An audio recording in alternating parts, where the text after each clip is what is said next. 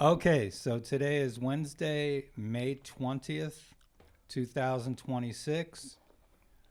I'm here in the Fort Wayne Public Library in the Media Access Center with my friend Eugene, who is the instigator of all this. So if there are any problems, blame him. Okay, so this is the third conversation here.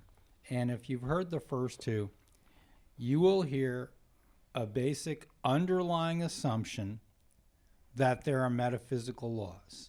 Underneath a lot of the stuff that was talked about is an assumption that there are metaphysical laws. So just as there's the law of gravity and there are laws of electromagnetism and there's all kind of physical laws, there's the idea that there are other laws that actually affect our lives, have a direct effect on our lives. The one that pretty much everyone is familiar with is karma.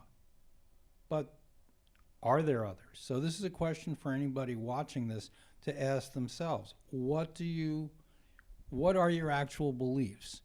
Is it just the material universe, what you can, physical senses, touch, taste, smell, hear, etc., feel? Or is there more? Is there more? That's a real basic question for people to ask themselves. Is there more than just our physical bodies?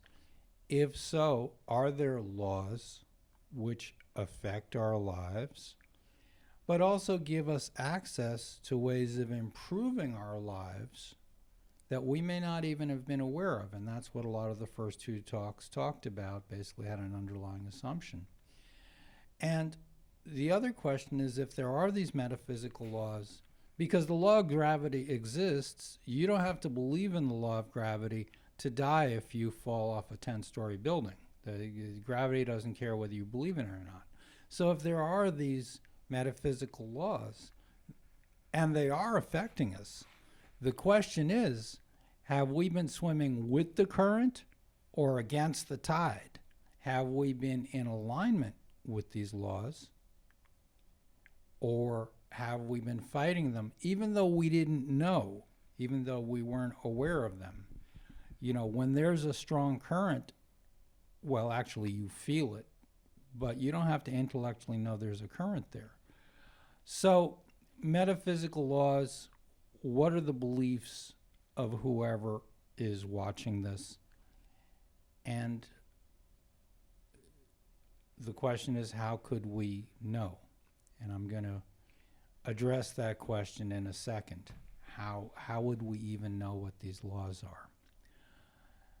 Of course, you can read a whole bunch of books, and though it's a good place to start, see what other people think. But ultimately,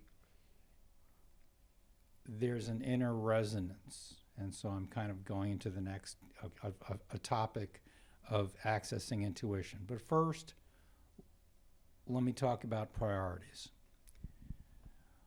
Pretty much everybody wants the same things. We all want health. We all want to be happy. We want good relationships. We want to have a comfortable material life and earn enough money and have a nice home. We want to be successful at what we do. And then there are some needs that most people are not aware of, one of which I talked about in the last video, about a need for a sense of meaning and purpose. But basically, everybody pretty much wants the same things. But what are our priorities? I actually did a whole weekend workshop one time years ago where the basic bottom line of the whole workshop, which was worth it actually, was just get your priorities in order. Just think about it. What's the most important thing to you? You know, is it good relationships? Is it making a lot of money? Is it having a lot of free time? I'm not saying what's a better or worse priority. It's for each person, you know, to decide for themselves. But it is good to think about, what are your priorities in life? What's the most important thing? Because that gives you a way to kind of organize your life. If your priority is your family and your free time, and you have enough money, you might go, well, I have a chance to work overtime, but my priority is this, and I'd rather do that. The other question is, how do you measure or judge your life? How do you judge what makes you successful or a failure? Just putting it in those blank terms. By what standards? Some people are just, well, you don't have a lot of money, you don't have this, you don't have that, you're a failure. Is that necessarily so? Because it's the standards that you judge yourself by. And I'm not saying what standards to use. Some people will judge themselves of like, well, I've never really held a job that paid this, I've never held a relationship together, whatever their standards are. But it's important, tying into the first thing about understanding yourself, about thinking about what are the metaphysical laws. You also want to really examine yourself, and writing all this stuff out is a good way to do it. Sometimes when you, not sometimes, I find almost always if I write it out on paper, you get a better chance to kind of examine it. Oh yeah, okay, I see that. So really thinking about what you believe as far as the way, the laws of the universe, and really thinking about what are your priorities, which is not saying anything's better or worse. I'm repeating that. But just how do you judge yourself? What are your priorities and what you want from your life? That's the most important. For some, it may be a success in their profession. That's okay, but understand your priorities. And then understand how you view yourself through the lens of what you believe about what you should be, I guess is what it's coming down to. You know, how do you judge yourself? Should you even be judging yourself? But that's a different question, what the utility of it is. And I'm not saying you shouldn't. I'm basically saying to think about what you really believe in a way that you may not have examined and looked in the mirror before. An essential part of personal and spiritual growth is self-knowledge. Know thyself, self-knowledge. And that's thinking about it without placing a lot of judgment. So I value that, I should value this, I'm a bad person for this, I'm whatever. No. Clear-eyed, just in terms of description, not in terms of judgment. So we have metaphysical laws. What do you believe? What are they? How do they affect our lives? How can we actually use them to our benefit if they actually exist? Which, use them to our benefit may mean getting in alignment with them. Just the way a surfer, a surfer, the skill is knowing how to read the wave, catch the wave. Maybe life is like that to some extent. Okay, so let me just say a word about what my intention is in doing these talks or in these conversations. I'm not claiming to be any great guru or spiritual teacher or anything like that. I'm a guy who started out life with a lot of problems. Yes, maybe not as many as some people, more than others, that doesn't matter. The point is, I started out with a lot of problems, a lot of emotional problems, and rather than just giving into them, I took the attitude, what can I do? What can I learn? What can I do to help myself? So what I'm doing, and it's helped me tremendously. Things are not perfect now. I still have things I need to work on, but I've experienced tremendous improvement. I want to offer these, to share this perspective with people, give a little bit of what I've learned. If you hear something that you go like, no, just forget, that's fine. If you hear something you can use it. I'm not trying to go into exhaustive detail about things. I'm more trying to be a tour guide of like, well, this teacher over there has this book and that person there and that person there, and here are some basic comments. So this is essentially an introduction, not a very in-depth examination of stuff. So I just wanted to say that's kind of my purpose here, and I hope it does somebody some good, you know, and thank you to my friend Eugene for instigating this, and he's probably going to have some good questions after. Okay, so the main thing I want to talk about today is accessing our intuition. I have some little notes here on a page, and so I'm going to refer to these a bit.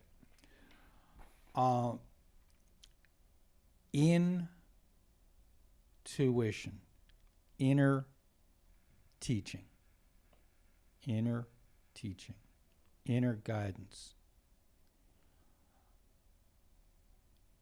I think everybody has access to this, but most people are not aware of it. I think part of that is because right now, if we want food, we just go to the grocery store or a restaurant.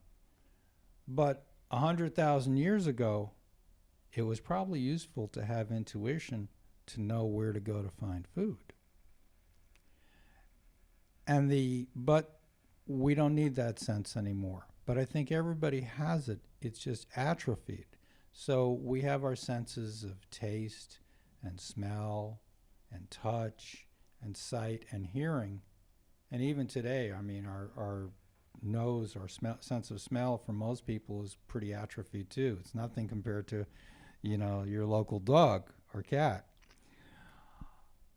But intuition is like a traffic helicopter.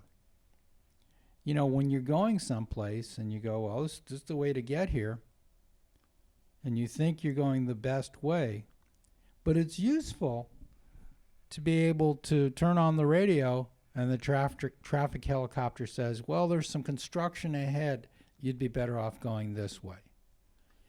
And so intuition, inner teaching, how do we access that? Our left brain is great at accounting and figuring things out. It's a wonderful tool.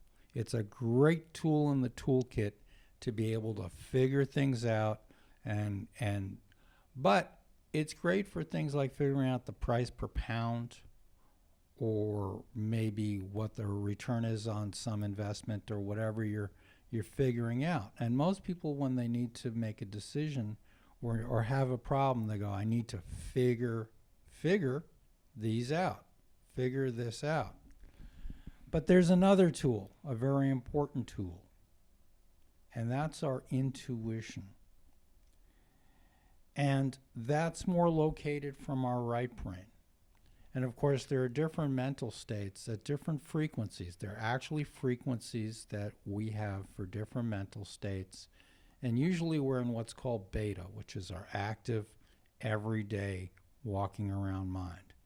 And then there's the alpha state, which is kind of what we're in before we go to sleep, or when we're just waking up, we're in kind of a little bit of a dream state. And then there's a couple of others of theta and gamma, which are much deeper. A lot of intuition resides in the alpha state. And it's very hard to get into that if there's a phrase that says, be still and know I am God. I'm going to rephrase that a little bit to be still and access your intuition. And that's more a mental stillness. A mental stillness. If your mind is chattering, if there's a lot of noise, intuition, the analogy I'd use, is like a small bird off in the distance. You know, you don't hear it unless things are quiet. If you're trying to access your intuition and basically you're going out there with a set of headphones on with loud music playing, which is all the thoughts in your head, it's going to be, you're not going to hear that little bird. And so the thing is, but if you can get quiet, of course your mind's not going to be perfectly still, no. But if you can at least turn off the radio, turn off the TV, and just sit for a minute, maybe look out in the sunset, look out at nature, whatever you're doing. You can be sitting at your kitchen table with a drink, looking at the sky. This is not like you have to fold your legs in lotus and meditate in an official way. But it does mean getting kind of quiet and being able to hear that little bird off in the distance. And I'll tell a quick story how this was extremely useful to me. At one point during the lockdowns a number of years ago, I was trying to get my unemployment okayed, and I was having a lot of problems with that. And I was freaking out. And then I sat, but when I freak out, where my response is, okay, let me just sit, try and just do what I'm, recommending here. And intuition, which often comes as just a thought coming in your brain. You're just like, you think of something you didn't think about. And where that came from, who knows? But I'm saying it's maybe from our subconscious. Some people would say a spirit guide. Some people might say an angel, whatever. I don't know if it matters if what you get is useful. And what was useful to me in that moment was the thought came, write a real handwritten letter, put it in this, I had an orange envelope, bright orange envelope, and mail it to them. I did that, and 3 days later I was approved. That was extremely useful in my life. So I'm not saying this is like some woo-woo stuff like, oh, that would be nice. No, I'm saying as far as getting really practical guidance, because very often people have decisions they need to make or problems they need to solve, and they feel stuck. They've tried to figure it out, and it ain't working. They go, well, I don't see any way out of this. Now, I'm not guaranteeing that there would be a way out, but I am saying in your toolkit, okay, you've used your logical mind toolkit, and it didn't give you what you wanted. But you have this other side. You have your right brain. You have the intuitive side. And that's a really good tool to have. I mean, just the same way, okay, you tried your Phillips head screwdriver and it wasn't doing any good. You got your flathead screwdriver. Okay, that's the right tool for the job. And on any job, you want to go out with a full toolkit. You don't want to just go out, all I have is one screwdriver. No, sometimes you need a pair of needle nose pliers, and sometimes you need a pipe wrench, So, okay, so intuition. Now, one important thing I want to say is if the guidance or the thoughts, one of the big issues is distinguishing signal from noise. What's a real intuition and what's just a sophisticated form of mental chatter. What I'm going to say is if you're getting anything negative, if you're hearing, oh, you're worthless, that's not intuition. If you're hearing, these people are evil, go do that, that's not intuition.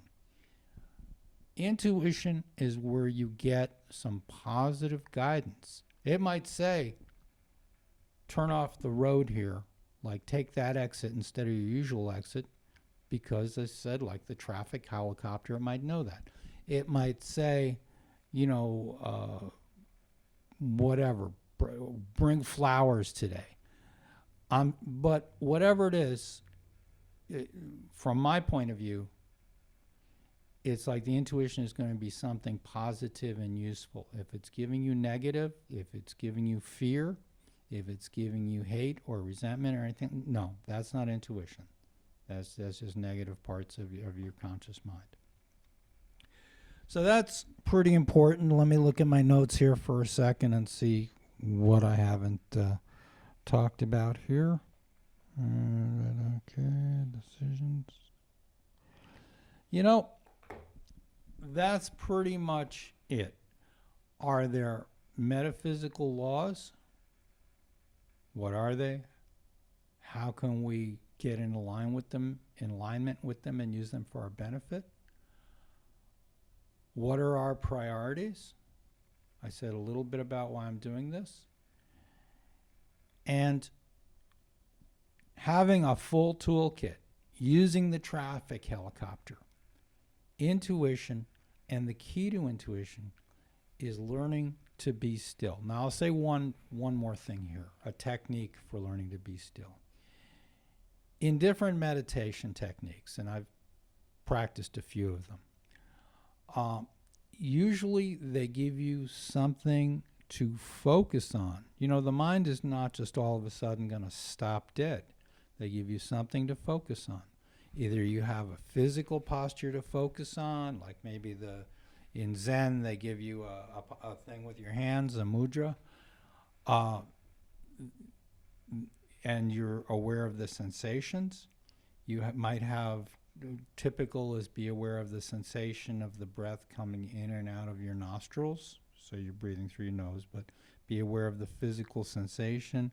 Some traditions use a mantra, which is just a word or a sound that the Hindus believe has power in and of itself. It's not just the meaning. And so, for example, so if you're just even mentally repeating Om Shanti, which just means peace. Shanti is peace. But the point is not whatever you use. I mean, if you're a Christian, you could go Kyrie eleison, Christe eleison, Christe, Kyrie eleison, Christe eleison. I almost forgot it. Some kind of phrase. I mean, you can repeat some simple, it doesn't matter what you're doing. The point is that the mind is like a dog that's going to chew up the furniture unless you give it a bone to chew on. So give the dog a bone, give your mind something to grab onto, and sooner or later it's going to relax and quiet down a bit. An old analogy is that imagine a pond, and there have been a lot of pebbles thrown in the pond, so there are all these ripples and you can't see the bottom of the pond. So all those ripples are your thoughts and the noise in your head. But if you stop throwing pebbles in the pond, sooner or later the water will smooth out and you can look and see the bottom, and who knows, the bottom may look very beautiful. But you can see what's there. You can see the fish swimming around or whatever it is. So I really believe that learning to quiet our mind is an essential skill for every human being. Really, it was up to me. I would be teaching it in well, not I would be teaching it, but it would be taught in preschool and every grade of school, because I think it's an essential skill that every human being needs, is to how to just, and of course, it's de-stressing and all the health benefits and everything like that. So intuition, how to access it. So you can just sit at your kitchen table. You can just have a drink. Go out on the porch and smoke and smoke if you want. Whatever. We're not being too fussy here. But something to give you something to focus on, and let those thoughts go. Let your mind quiet a little bit so that you can hear the little birds, so that you can see the bottom of the pond, so that you can use all the tools in your toolkit. And you know, even if you don't have any big thing you have to work on, just to do this a little bit each day is an excellent, excellent thing. Karma is basically about teaching. It's about understanding. It's based on the idea, well, actually it can happen just within one life, but most people talk about it, believe in reincarnation, and that we come through a series of lives. And that, you know, there's a phrase, do unto others as you would have them do unto you. Basically, whatever you've done unto others, or even unto yourself, you'll experience at some point, almost as if in physics there's an equal and opposite reaction to everything that happens. And so there's a song called Walk a Mile in My Shoes, an old song, right? Karma is about walk a mile in my shoes. It's not necessarily punishment, the way it's not a punishing God going, no, you messed up, I'm going to, beat you up. It's more like a more impersonal law about see how it feels. You basically get to experience what you've put out. Your own energy kind of comes back to you.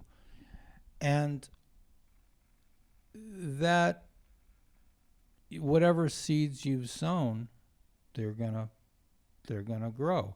That also includes karma of if you have really taken care of your health, there's a good chance you'll come into your next life being healthy.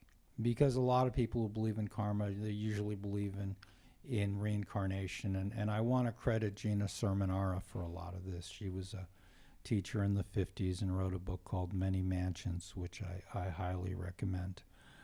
And so karma isn't just regarding other people. Karma is basically when you go to sleep tonight and you wake up tomorrow,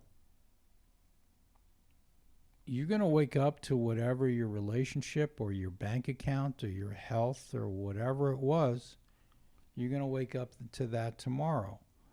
And if you want to have something different, at some point you have to do something different to build it, to grow it.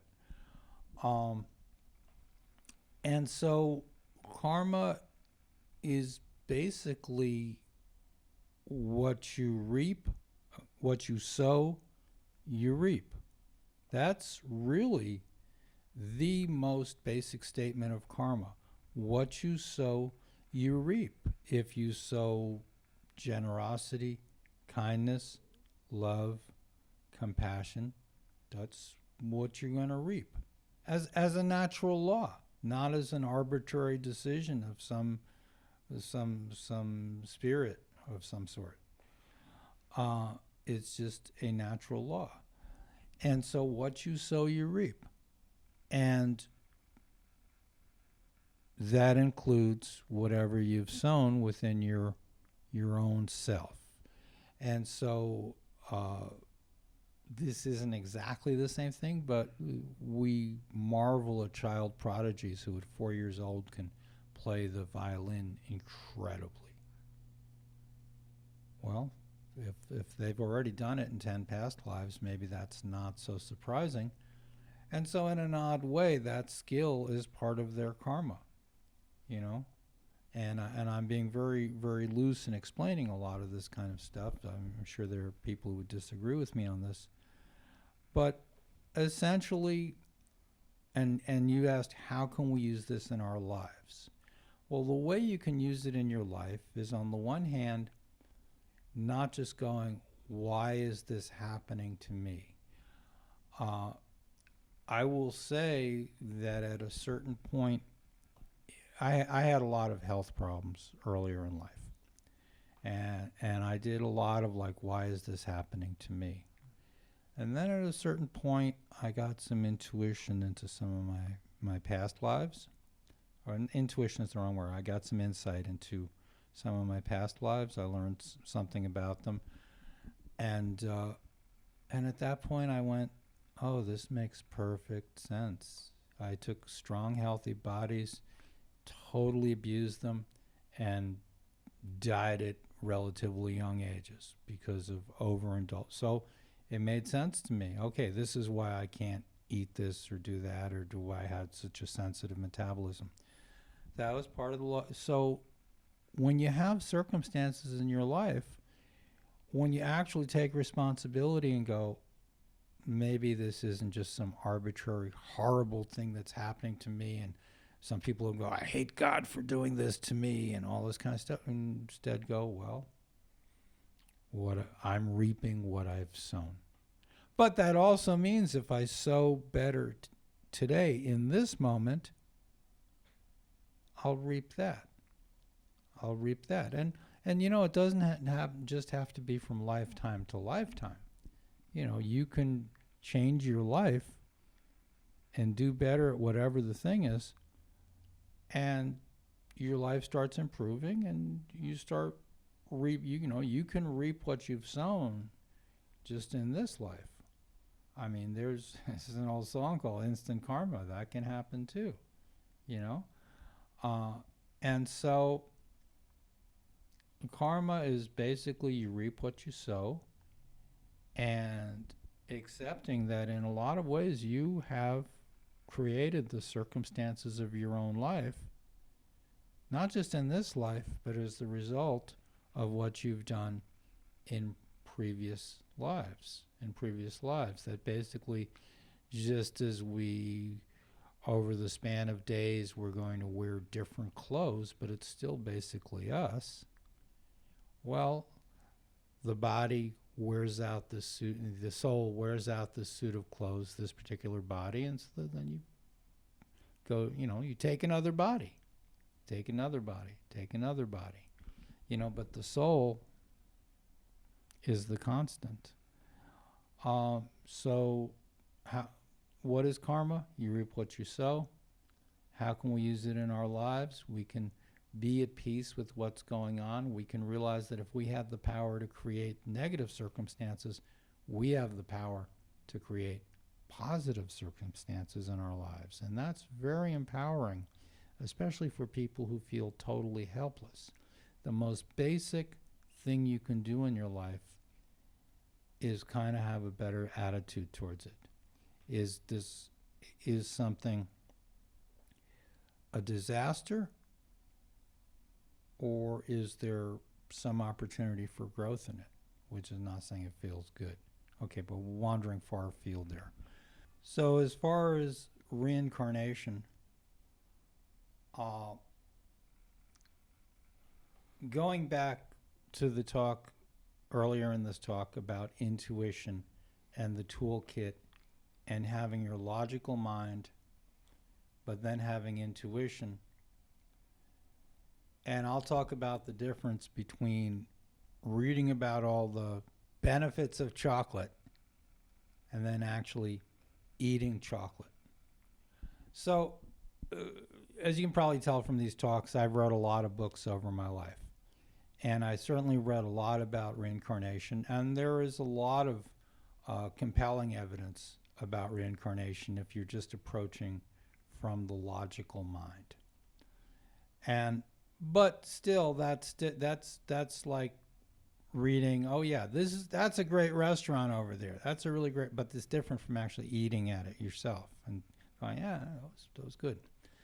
So what really started sealing the deal for my own personal belief in reincarnation, and so I'm not saying anybody should believe it just because I say it, although if you do read, like there's a book called 20, a famous one by I think Ian Stevenson, 20 Cases Suggestive of Reincarnation, but there's a million books with a million case studies. So if you need that kind of stuff, it's all out there. I spent a lot of time in the library reading about this stuff. But for myself, especially when I was around age 30, I had some big decisions to make on my life. And I started, for some reason, getting some insights about my past lives. Just like little flashes or whatever. And so that was the one thing. But I've actually had some past life regressions. And the funniest thing is the best one I had, and I'll define what I mean by best in a second. The best one I had was from a friend of mine who had just finished taking a class on how to do this stuff. And he said, I need somebody to practice on. You want to, can I practice on you? And so I said, yeah, sure. A guy named Kalon Prensky, who's in Hawaii now. Kalon, if you see this, hey. And so anyway, I think I just lay down on a sofa or something like that, and he kind of talked me through it. And the things I got, it wasn't just entertainment. Like, I remembered a life as this, and don't ask me when I say remembered, I think it was visual, but so long ago, I don't even remember. But I remember the effect. of some 15 girl who died at 15 because, of course, our souls don't have sex. Our souls, as we take bodies, the soul is the soul. Sometimes we show up as men, sometimes we show up as women, but it's just the same. It's souls. So I remember this life as a 15-year-old girl. I think her name translated as Star, and she died at 15 of some kind of illness or something. And everybody in the village loved her so much, and she was just a simple girl. Now, why does this matter? Because at the time, I was somebody who was very proud of I'm smart guy, and I'm this and I'm that. And this was so humbling. But not just humbling, it sort of opened me up to the idea that, you know, being a good person is a pretty valuable thing.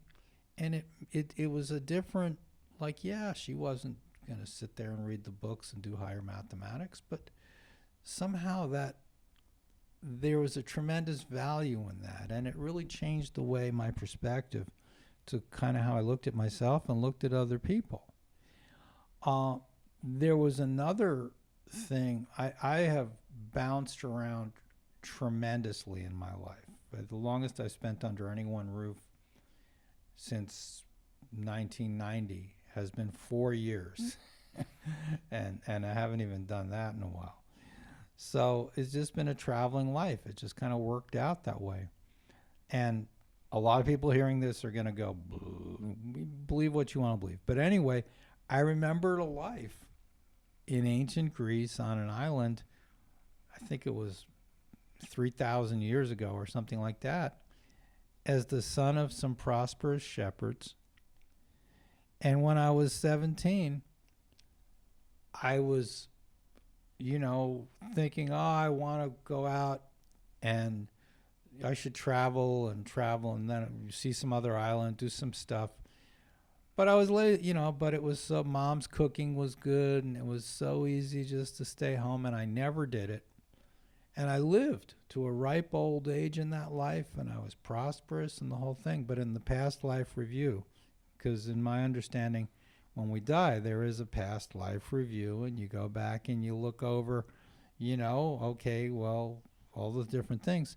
And it was like there was some learning and growing I was supposed to do that I had never done because I never went out and traveled. I was supposed to do that traveling. That was somehow, even though on the outside looking in, you go, well, you were prosperous, you lived to an old age, everything was, great from that. But somehow there was some lessons and some changing I was supposed to do in that life that I never did. And for some reason, which I can't explain really well, I had the feeling that this life in some way was a reaction to that life, even though it's many years later. And Gina Sermonara in the book Many Mansions talks about this, like, just whatever happened in life. I simplified before, and I just said, well, you go to sleep and you wake up the next day. Well, it's not so simple. Sometimes there are things that are delayed a few lives, and each life is like a curriculum you pick to work on certain things. And you don't work on everything at once.